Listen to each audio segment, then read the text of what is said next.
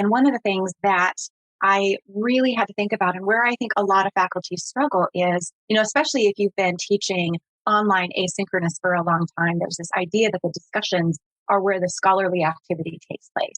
And I would push on that that's not actually, in my opinion, accurate. Because even in the discussions, right, if they just throw a citation onto a discussion post, which I find a lot of them do, they just toss the citation in there in order to fulfill that requirement for a citation.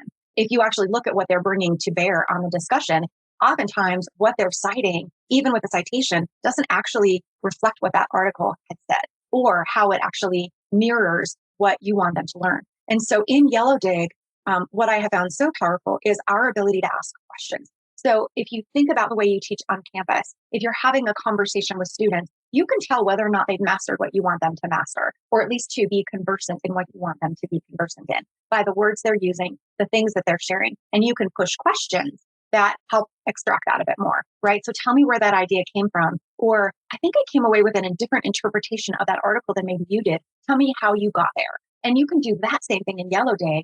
And if the expectation is post once, comment twice, sometimes you miss that actual dialogue because they check the box, they're done talking, right? But Yellowdig allows them to continue and they tend to respond more readily. So I think, Allie, to your point, you can even do that in a video by popping out and saying, hey guys, I think this is a great conversation. Tell me a little bit more about your thinking with regards to this chapter or one of the articles that we were assigned to read this week, whatever that is. And you can pop in there, ask quick questions, comment on things, draw their attention to certain things in a way that you simply cannot in the traditional discussion board structure. And if you get them talking by only video, that's okay too. The proof of their learning then is in their assignment.